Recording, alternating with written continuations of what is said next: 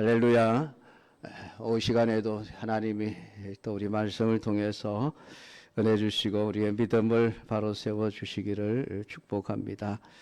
여러분, 사단의 존재를 다 믿고 있죠? 혹시 안 믿는 분 안 계시겠죠?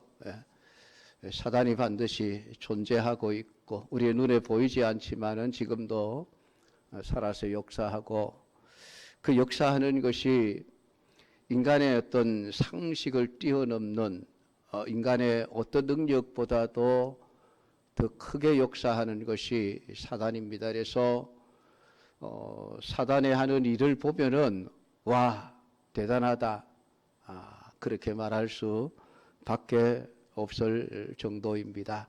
그래서 지난 시간에 그 음녀를 보고 요한이 아주 대단히 놀랍게 여겼죠. 음녀가 하는 일들을 보면서 성도들의 피, 또 예수님의 정인들의 피에 취해 있는 그 대단한 능력과 권능을 가지고 성도들을 핍박하고 죽이고 하는 이런 모든 일들을 보면 와, 대단하다, 놀랍다, 그렇게 여길 수밖에 없는 그런 일들을 보고 놀랍게 여기자 천사가 왜 놀랍게 여기느냐, 그 놀랄 거 하나도 없다라는 뜻으로 이야기를 하고, 그 음녀가 하는 일들을 놀랍게 여길 자들은 오직 그 이름이 하나님의 생명책에 기록되지 않은 사람들, 그러니까 구원받지 못한 자들만이 사단이 하는 일들이 놀랍게 여겨지고 그리고 그를 추종하는 세력이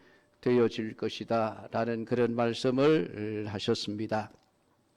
근데 문제는 우리가 세상을 살아가면서 이 사단이 도대체 어디에 있으며 어떻게 역사하는가, 이게 확인이 안 된다는 얘기죠. 왜냐하면 눈에 보이지 않는 영적인 존재이기 때문에 그렇습니다.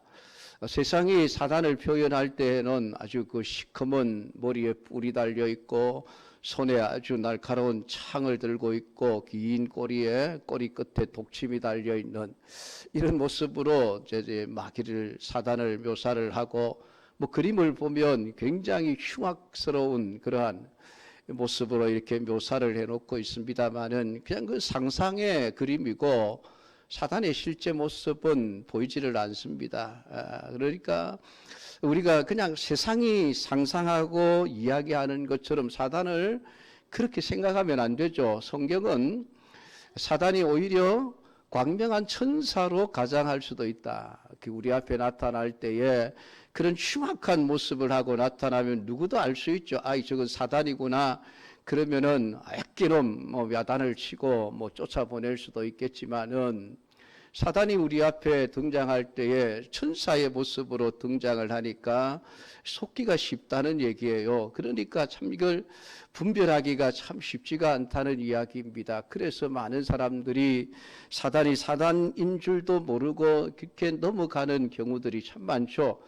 그러니까 보십시오. 아담과 하와 앞에도 사단의 본 모습으로 나타난 게 아니죠. 뱀이라고 하는 존재를 통해서 유혹을 하니까 이렇게 쉽게 넘어갈 수밖에 없는 거예요.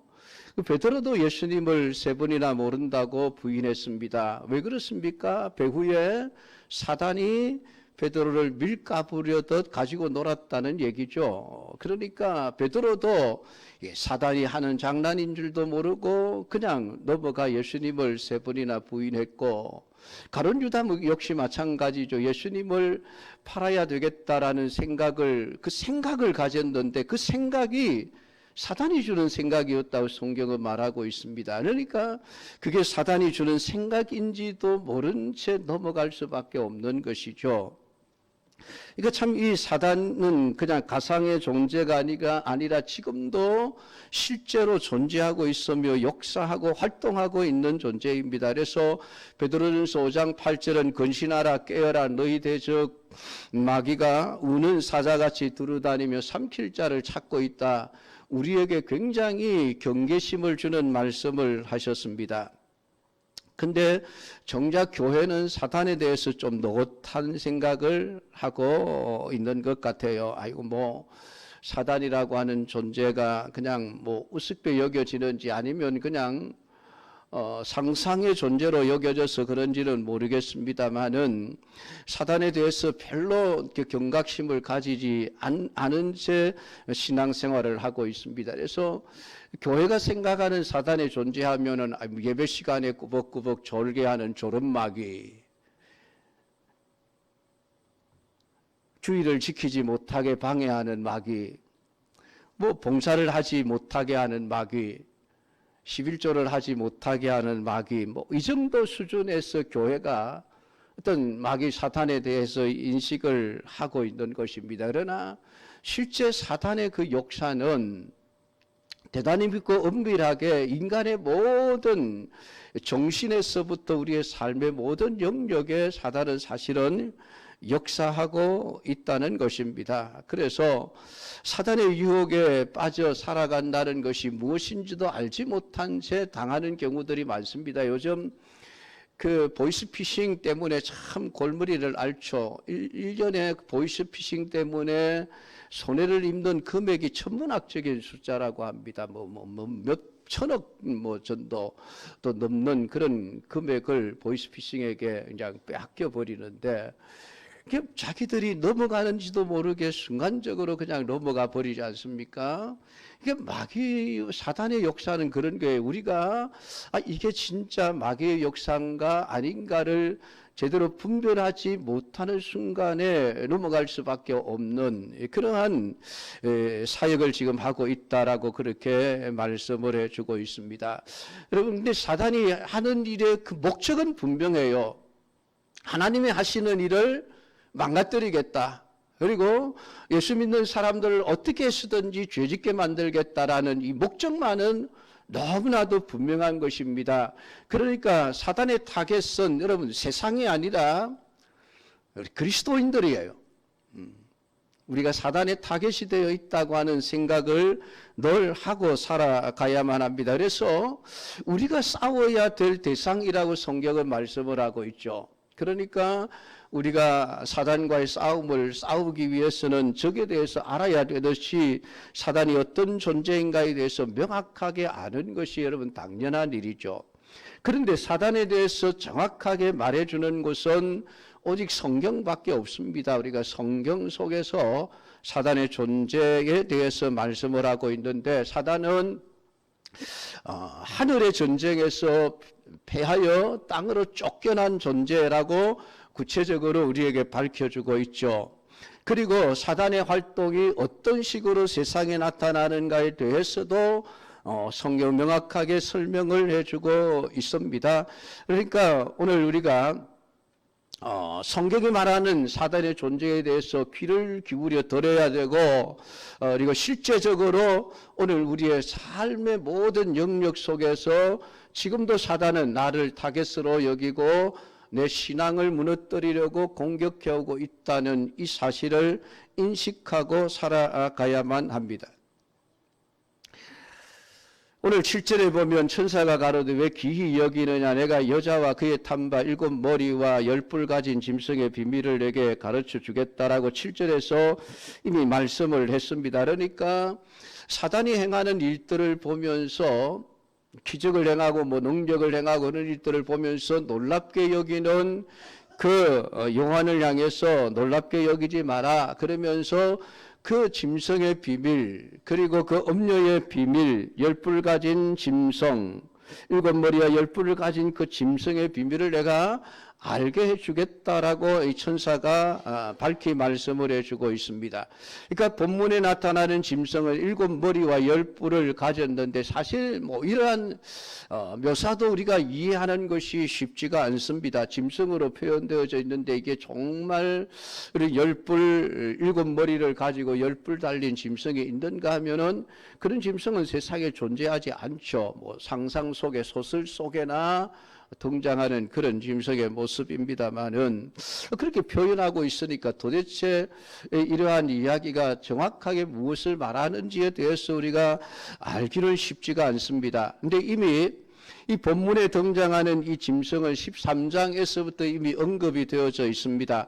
바다에서 올라오는 짐승이고 10뿔과 7머리를 가진 존재로 이미 등장을 해 있고, 그 뿔에는 10개의 면류관을 쓰고 있고 그 머리에 참남한 이름들을 가지고 있다라고 말씀을 해주고 있습니다. 그리고 용이 이 짐승에게 자기의 권세와 능력과 보좌를 주었습니다. 그러니까 이 짐승은 이 사단의 능력과 권세를 부여받고 사단의 자리에서 세상을 미혹하고 다스리는 역할을 하고 있는 사단의 대리자라고 말을 할 수 있는 것이죠.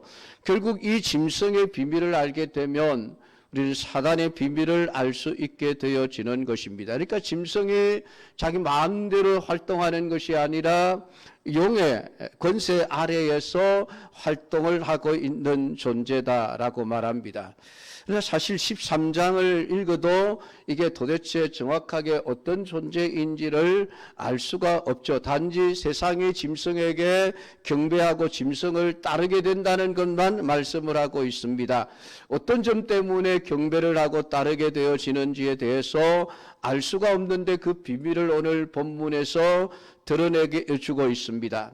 오늘 본문의 7머리와 10뿔을 가진 있는 그 짐승의 비밀에 대해서 말씀하고 있으니 9절부터 11절까지 보면 지혜 있는 뜻이 여기 있으니 그 7머리는 여자가 앉은 7산이요 참된 지혜는 다른 것이 아니라 그 엄녀가 앉아 있는 타고 있는 그 짐승의 비밀을 알 수 있는 그것이 지혜라고 말씀을 하고 있습니다. 그러면서 7머리가 7산이다.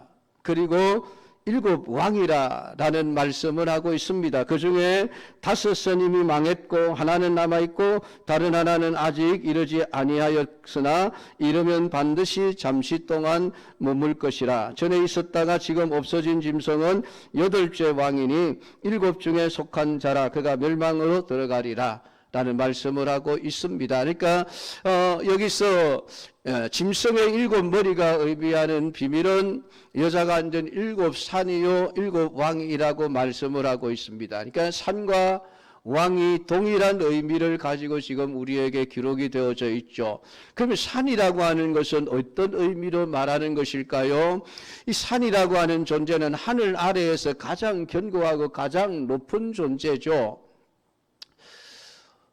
인간이 아무리 높은 빌딩을 세워도 산보다 높이 세울 수는 없습니다. 가장 높은 산봉우리가 에베레스트 산이죠. 그 산의 높이는 엄청나고 사람이 정말 쉽게 올라갈 수 없는 그런 높이를 가지고 있습니다만은 그 산은 수많은 세월이 흘러도 별로 변하지를 않죠. 물론 우리 가까운 동네 작은 산들은 개발을 통해서 이렇게 산이 없어지기도 하고 그렇게 하지만은 진짜 크고 대단한 산들은 그 높이가 엄청나고 수천 년이 흘러와서도 조금 더 변하지 않은 채 그 위용을 나타내고 있는 것이 산입니다. 그래서 산은 하늘 아래에서 가장 견고하고 가장 높은 존재로 인식되어지는 것이죠.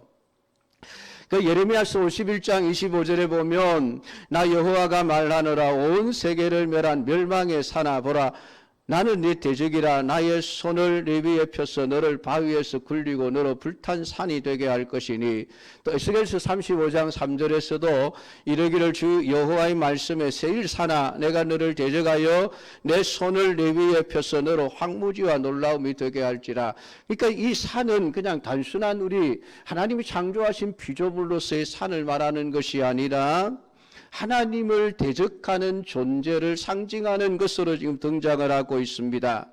그러니까 이 산은 스가랴서 4장 6절 7절 말씀을 보면 여호와께서 스룹바벨에게 하신 말씀이 이러하니라 만군의 여호와께서 말씀하시되 이는 힘으로 되지 아니하며 능으로 되지 아니하며 오직 나의 신으로 되느니라 큰 산아 네가 무엇이냐 네가 스룹바벨 앞에서 평지가 되리라. 그가 머릿돌을 내어 놓을 때에 무리가 외치기를 은총이 그에게 있을지어다 하리라 하셨고 라고 말씀하고 있습니다.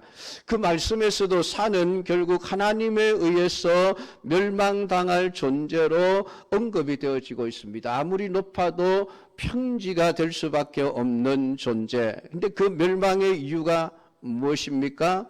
힘으로 되지 않고 능으로 되지 않고 오직 나의 신으로 되느니라 라는 말씀에서 우리가 알 수 있는데, 산과 왕을 동일한 의미로 말하고 있는 이유는 왕 역시 힘과 권세를 가지고 있는 존재이고 자신의 힘과 권세를 믿고 살아가는 대표적인 존재를 가리켜서 지금 왕이라고 말을 하고 산이라고 그렇게 표현을 해놓고 있습니다. 그러니까 인간의 힘과 능력을 극대화시켜서 그 힘과 능력으로 모든 것을 이루려고 하는 인간의 모든 그 정신세계, 그 가치관을 따라 살아가는 모든 사람들을 가리켜서 하나님을 대적하는 산이라고 표현을 해놓고 있습니다. 시편에 보면 내가 산을 향하여 눈을 들리라 나의 도움이 어디서 올꼬 라고 표현하고 있는, 나의 도움이 오직 여호와에게서라 말씀을 하고 있는 그 표현에서도 볼 수 있듯이 산이라고 하는 존재는 하나님과 하나님의 백성들을 대적하는 존재로서 결국은 하나님의 도우심으로 그 모든 산을 해결할 수 있는 역사가 일어나게 되어진다고 말하고 있습니다. 그러니까 이 산으로 표현되어져 있는 것은 이 세상 사람들이 가지고 있는 가치관, 그들의 가치체계, 정신, 이데올로기 모든 것을 포함하고 있는 것이죠. 무조건 힘만 세면 된다, 힘을 믿고 의지하는 그런 사고방식을 가지고 살아가는 모든 존재들, 사단이 사람들에게 심어주는 생각이 그렇습니다. 네 힘으로 된다, 네 힘으로 해라, 끊임없이 그렇게 얘기를 하죠. 결국은 아담에게서 하와에게서 사단이 요구했던 것은 네가 선악과를 다 먹고 하나님처럼 되어라 라고 하는 것이었습니다. 그때부터 인간은 끊임없이 자기 힘을 소유하고 믿고 의지하고자 하는 존재가 되어졌죠. 대표적인 인물이 아담의 첫 번째 아들 가인이었습니다. 그 가인은 동생 아벨을 쳐 죽입니다. 왜? 하나님께 드리는 제사를 하나님이 받지 않았다는 데 대해서 동생을 시기하고 질투하여 동생 아벨을 돌로 쳐 죽여버립니다. 그리고 하나님께서 그 가인에게 너는 앞으로 땅에서 유리하며 살아가는 자가 되어야 한다라고 벌을 주십니다. 그런데 가인은 그 벌을 거부합니다. 하나님, 내게 벌이 너무 중합니다. 그러면서 사람들이 나를 죽일 것인데 내가 두려워서 어떻게 떠돌아다니겠습니까? 그러니까 걱정하지 마라. 내가 너에게 표를 주어서 사람들이 너를 죽이지 못하도록 해주겠다라고 말씀을 하십니다. 그런데 가인은 그 하나님의 구원의 은총을 거부해버리죠. 하나님 없어도 됩니다. 하나님 필요 없습니다. 내 힘과 내 실력과 능력으로 살아남겠습니다. 그래서 그는 떠돌이 생활을 하지 않고 정착 생활을 하죠. 에녹이라고 하는 성을 견고하게 쌓으면서 자기를 방어합니다. 그러면서 힘을 기르죠. 기술을 발전시킵니다. 문화를 발전시킵니다. 그래서 농작물에 대한 기술을 발전시켜서 잉여 작물을 만들어내고 그것으로 자신의 힘을 키우죠. 그래서 철기 문화를 만들어냅니다. 그래서 견고한 무기들을 만들어내어서 자신의 힘을 기르고 그 힘으로 세상을 정복해 나가는 이런 정신세계를 지금 가인이 만들어내죠. 그리고 세상은 그 가인의 후손들의 길을 따라가고 있습니다. 힘이 있으면 최고야. 힘의 싸움이죠. 세상에 우리의 눈에 보이는 세상은 전부 힘의 싸움입니다. 누가 더 큰 힘을 가지고 있는가. 참 미국과 소련, 중국 요즘 하는 이런 행태들을 보면 참 재밌습니다. 서로 힘겨루기 싸움을 하고 있죠. 뭐 관세를 매기고 거기에 대해서 보복 관세를 하고 이런 모든 것들이 결국은 힘의 우위에 누가 쓸 것인가 하는 싸움이죠. 누가 더 힘 있는가. 그 힘 앞에 결국 세상은 굴복할 수밖에 없는 것입니다. 그래서 더 큰 힘을 만들어내려고 하죠. 핵무기를 북한이 포기하지 않는 이유도 무엇입니까? 미국을 견제할 수 있는 유일한 수단이 핵무기밖에 없기 때문에 그렇습니다. 조그만 나라가. 그러니까 그 핵무기를 가지고 있으니까 김정은이가 큰 소리를 떵떵 치죠. 미국이라고 하는 그 큰 힘 앞에서도 나도 힘이 있어라고 하는 거예요. 그러니까 세상은 자기의 힘과 자기의 능력을 극대화시켜서 그것으로 모든 문제를 해결하려고 하는 정신인데, 이러한 정신이 모든 사람들의 그 정신을 지배하고 다스리고 있는 것입니다. 근데 그것이 바로 사단의 전략이고 사단의 어떤 그 무기죠. 그것을 통해서 하나님을 거부하게 하는 것입니다. 그래서 사람은 하나님을 자꾸 싫어하고 하나님을 거부하고 자꾸만 자기 하고 싶은 대로 살아가게 하는 것이죠. 죄를 지으면서도 죄가 아니다라고 그렇게 인정을 하려고 지금 하죠. 악을 행하면서도 그것을 악이라고 말하지 못하도록 그리스도인들이 입을 막아버리려고 하는 그 모든 시도들이 결국은 하나님을 대적하고 하나님을 인정하지 않고 살아가려고 하는 그 사단의 지배를 받는 사람들의 사고방식이라고 하는 것입니다. 이것이 일곱 산과 일곱 왕이라고 하는 그러한 단어로 표현이 되어져 있습니다. 물론 여기서 일곱이라고 하는 숫자는 그렇게 중요하지 않습니다. 근데 10절에 보면 다섯은 망했고 하나는 있고 다른 이는 아직 이르지 않았다라고 말씀을 하고 있는데, 11절에 전에 있었다가 시방 없어진 짐승이 여덟째 왕이며 일곱 중에 속한 자이고 멸망으로 들어갈 것이라고 말씀을 하고 있습니다. 이 여덟째 왕이 일곱 중에 속한 자이라는 말은 그 일곱 왕의 속성을 그대로 이어받아 등장하는 왕이라는 것입니다. 결국은 마찬가지로 여덟째 왕도 자기 힘과 능력을 의지하고 살아가면서 하나님에 의해서 된다는 것에 대해서 노골적으로 거부하는 속성을 가진 이 세상을 의미하는 것이죠. 하나님의 백성들은 힘을 기르는 자들이 아닙니다. 성경은 우리에게 힘으로 세상을 이기라고 말하지 않습니다. 하나님이 왜 이스라엘이라고 하는 나라, 그 나라를 여러분 선택을 하셨을까요? 그 나라가 정말 조그만 나라 아닙니까? 우리 대한민국보다도 훨씬 작은 나라가 이스라엘이라고 하는 나라인데, 아니 하나님이 왜 이스라엘을 그렇게 작고 힘없는 약한 나라로 그렇게 선택을 하셨을까요? 하나님이 이스라엘을 선택하신 이유가 여러 민족 중에서 가장 작은 민족이기 때문이라 그렇게 말씀을 하셨습니다. 왜 그렇습니까? 하나님이 이스라엘 백성들을 아주 크게 키워서 세상보다 더 강하고 큰 힘을 가진 나라로 만들어서 본때를 보여주기 위해서 그랬을까요? 결코 아니죠. 그랬다고 한다면 하나님은 이스라엘 백성들에게 가나안 땅을 주시면 안 됩니다. 왜냐하면 그 땅은 별도 좋은 땅이 아니에요. 우리가 젖과 꿀이 흐르는 땅이라고 이렇게 성경이 말하고 있으니까 정말 파라다이스 낙원과 같은 그런 땅을 상상하지만은 실제 이 이스라엘 백성들이 살고 있는 그 가나안 땅은 60, 70%는 전부 황무지입니다. 황무지, 광야예요. 나무도 제대로 자라지 않는 땅입니다. 그러니까 생물이 자랄 수 있는 땅이라야 얼마 되지 않죠. 그 작은 땅덩어리, 작은 나라 중에서도 대부분이 못 쓰는 땅이 전부예요. 못 쓰는 땅이. 하나님이 왜 그런 땅을 주셨을까요, 여러분? 제가 계속 말씀을 드립니다마는 애굽 땅 얼마나 좋습니까? 기름지고 여러분. 풍요로운 땅이죠. 그 땅을 하나님이 주실 수 없어서 안 주셨겠습니까? 우리 출애굽할 때 하나님이 애굽 왕 바로 병거 600성 바로의 군대들 다 그냥 홍해에 수장시켜 버렸는데, 그때야 너희들 가나안 땅 가지 말고 그 애굽 땅에 너희들 눌러 앉아 그 땅을 차지하고 살아라. 그랬으면 안 되겠습니까, 여러분? 충분히 할 수 있지 않습니까? 근데 하나님은 안 하셔요.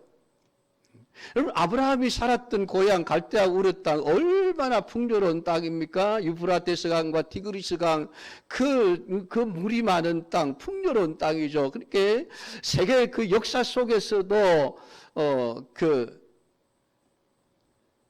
기름진 땅으로 알려져 있는 그런 땅이 여러분, 아브라함이 원래 살았던 땅입니다. 갈대아 우르 땅이요. 그 땅 그냥 하나님이 아브라함에 주셨으면 얼마나 좋을까요, 여러분? 풍요롭게 살 수 있는데, 아니 하나님이 땅을 주셔도 왜 하필 쓸모없는 땅이 대부분인 가나안 땅을 주십니까, 여러분? 하나님 실력이 그것밖에 안 됩니까, 여러분? 겨우 그 땅이나 차지하자고 하나님이 이스라엘 백성들 앞서가시면서 싸우시는 겁니까, 여러분? 그게 아니죠, 여러분.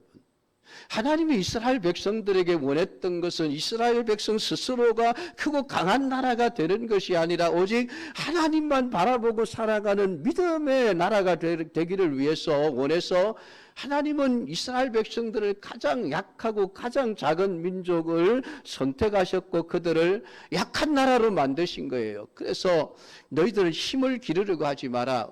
이스라엘에게 왕을 세우시면서 애굽에 가서 말을 사오려고 하지 말아라. 하나님이 그렇게 명령하십니다. 왜 그렇습니까? 그 말은 그냥 우리가 성만화하는 그런 말이 아니에요. 군사들이 타는 그 전쟁에서 무기죠, 무기. 그러니까 네 애굽에 가서 그 좋은 말들, 그 말들을 사와서 군사력을 키우려고 하지 말아라. 하나님은 이스라엘 백성들에게 끊임없이 너희들 스스로의 힘을 키우려고 하지 말아라. 그렇게 말씀하셨습니다. 이렇게 가나안 땅을 주신 목적도 딱 하나예요. 하나님 바라보고 살아라. 하나님 보고 살아라. 왜냐하면 하나님이 이스라엘의 힘이요 능력이기 때문에 우리는 힘이 없어도 된다는 겁니다. 이스라엘 너희들은 힘 없어도 하나님이 내가 힘이 있으니까 너희들 힘 없어도 돼. 그러니까 너희들은 나만 믿고 의지하며 살아라. 여러분, 그게 신자예요. 그게 신자. 하나님이 신자들에게 원하시는 것은 우리 신자들 스스로가 크고 힘 있는 자가 강한 자가 되는 것이 아니라 하나님은 우리가 약자로서 살아가기를 원하십니다. 그러니까 사도 바울이 내가 약함이 약점인 줄 알았는데 알고 보니까 내가 약하기 때문에 하나님의 능력이 내게 더 크게 역사하더라. 여러분, 그 진리를 바울이 깨닫고 고백을 하고 있죠. 그래서 하나님이 가시를 없애달라고 3번이나 기도했지만 은혜가 내게 족하다라고 했을 때에 바울이 그것을 깨닫고 더 이상 자신의 약점을 없애달라고 기도하지 않았습니다. 왜냐하면 자신이 약하지만은 내가 약하니까 하나님의 능력이 내게 더 크게 역사를 하더라. 여러분, 이것을 깨달았기 때문에 그렇죠. 그러니까 신자는 이 땅 위에서 힘을 기르는 그런 존재들이 아닙니다. 세상은 달라요. 세상은 무조건 힘이 있어야 됩니다. 그래야 모든 것을 가질 수 있습니다. 세상에서 약자가 되면 짓밟히죠. 그러니까 사단은 끊임없이 사람들의 마음속에 힘을 가져라. 그래서 세상을 왕과 세상을 산이라고 이렇게 지금 성경이 묘사를 하고 있는 것입니다. 그러니까 그들의 7머리에 참남된 이름들이 기록이 되어져 있는데 하나님의 이름을 모독하는 그런 이름들을 말하는 것이죠. 그러니까 여호와의 신으로 하나님의 능력으로 하나님의 성령의 능력으로 그것을 믿고 살아가야만 된다라고 하는 이 하나님의 말씀의 정면으로 대항하는 세력들이 사단의 세력들이라고 하는 것입니다. 그러니까 사단이 시커먼 그런 모습을 하고 존재하는 것이 아니죠. 우리의 삶의 모든 중심에서 자기의 힘을 믿고 의지하고 살아가는 사람들은 결국 사단의 지배를 받고 있는 사단의 세력들이라고 하는 것을 오늘 우리가 알아야 되는 것입니다. 그러니까 12절에 보면 다시 왕이 등장을 합니다. 내가 보던 열불은 열왕이니 라고 말씀을 하면서 등장을 하는데 아직 나라를 얻지 못했으나 다만 짐승으로 더불어 임금처럼 권세를 일시 동안 받으리라. 어쨌든 그들 또한 인간의 어떤 힘만으로 안 되니까 사단의 어떤 능력을 얻어서 결국은 사람들을 미혹하고 사람들을 끌어들여서 힘을 만들어 가는 것입니다. 그러니까 오늘 이들이 의미하고 있는 것이 무엇입니까? 결국은 자기들의 힘을 가지고 하나님을 대적하겠다라는 것이 사단의 생각이고 사단의 모든 삶의 방식이라고 하는 것입니다. 그러니까 오늘 이러한 본문을 통해서 짐승의 비밀이 어떤 것인가를 알 수 있으니 짐승은 여호와의 은혜를 거부하고 인간의 힘과 권세를 의지하고 그것을 자랑하며 그것을 마치 영광스러운 면류관처럼 내세우는 그런 생각을 사고방식을 가지고 살아가는 사람들, 그 세력에 속한 자들이 모두가 다 짐승에게 경배하는 자요, 그 짐승과 함께 멸망에 처해질 수밖에 없는 생명책에 이름이 기록되지 않은 자들이라고 하는 것입니다. 그러니까 그들이 결국 하는 일이 무엇입니까? 14절에 어린 양과 더불어 싸운다. 예수님과 하나님의 나라와 싸우는 삶을 살기 위해서 그들은 끊임없이 힘을 키워가시는 것입니다. 그러나 결국은 어린 양이 만주해 주시오 만왕의 왕이심으로 그들을 이기실 거요. 또 그와 함께 있는 자들 곧 부르심을 받고 택하심을 받은 진실한 자들도 이기리라. 결국은 우리가 하나님만을 믿고 의지하는, 우리는 약하지만은 하나님을 믿고 의지하는 자들이 되어질 때에 오늘 우리가 결국은 승리하게 되어진다라고 말씀을 하고 있습니다. 결국은 15절, 16절, 17절에 보면 이제 사단이 결국은 자기들끼리 자중지잔을 일으키죠. 자기들끼리 싸웁니다. 음료가 앉아있는 물은 백성과 무리와 열국과 방언들이니라. 내가 본 바 열불과 짐승은 음료를 미워하여 망하게 하고 벌거벗게 하고 그의 살을 먹고 불로 아주 사르리라. 여러분, 사단이 결국 사람들을 미혹하는 목적이 무엇입니까? 그들을 잘되게 하는 것처럼 보이지만은 결국은 영원한 멸망에 들어가게 만들려고 사단이 사람들을 미혹하는 것이죠. 힘을 주고 능력을 주고 권세를 주는 것입니다. 그러니까 그 잠시 누리는 그 힘과 권세에 미혹되어져 사단을 경배하게 되어지면 결국은 사단에게도 버림받고 영원히 멸망에 들어가게 될 것을 말씀을 하고 있습니다. 그런데 중요한 것은 결국은 이 모든 일들이 하나님이 자기 뜻대로 할 마음을 그들에게 주사 한 뜻을 이루게 하시고 그들의 나라를 그 짐승에게 주게 하시되 하나님의 말씀이 응하기까지 하심이라. 결국은 하나님이 정해놓으신 하나님의 뜻과 하나님의 계획 안에서 하나님의 뜻대로 모든 이 세계의 역사가 흘러가고 있다라고 하는 것을 말씀을 하고 있습니다. 결국 하나님의 마지막 뜻은 무엇입니까? 사단과 그의 추종자들을 영원한 무지갱 지옥 속에 집어 던져버리고 봉해버리는 것이 하나님의 마지막 뜻입니다. 그 뜻이 이루어지기까지 세상이 사단의 뜻 마음대로 되어져 가는 것처럼 보일지라도 결국은 하나님의 뜻 안에서 말씀이 이루어져 가는, 성취되어져 가는 그 과정 속에 놓여져 있는 것입니다. 마지막은 결국은 하나님의 승리요 그리스도인의 승리로 귀결되어질 것이라 성경이 우리에게 말씀을 해주고 있습니다. 그러므로 사단을 놀랍게 여길 이유도 없고 그 사람들을, 그 존재들을 따라갈 필요도 없는 것입니다. 왜냐하면 그들이 가는 길은 망하는 길이기 때문에 그렇습니다.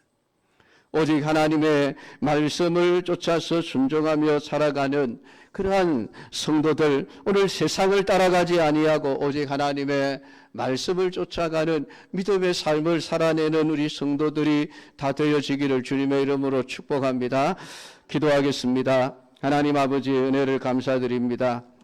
오늘도 우리에게 주신 요한 계시록의 말씀을 묵상하였습니다. 세상은 끊임없이 힘을 추구하고 힘을 가지면 모든 것을 자기 마음대로 뜻대로 할 수 있다고 생각하는 사단의 사고방식에 사로잡혀 하나님을 대적하는 길로 가고 있지만은 그러나 결국은 어린 양이신 예수 그리스도 만왕의 왕이신 예수님이 승리할 것이고 그분과 더불어 살아가는 믿음의 사람들이 영원한 승리를 얻을 것이니 세상은 결국 사단에 의해서 멸망의 길로 가게 될 것이라고 하는 사실을 온전히 깨달아 알게 하시고 아버지, 세상이 아무리 좋아 보일지라도 세상을 따라가지 아니하고 우리가 비록 약하고 힘없는 존재로 살아간다 할지라도 때로는 짓밟힘을 당하고 피 흘리는 순교를 당하고 박해를 받는 일이 있어도 결국은 마지막 승리는 우리에게 있음을 알고 믿음의 삶을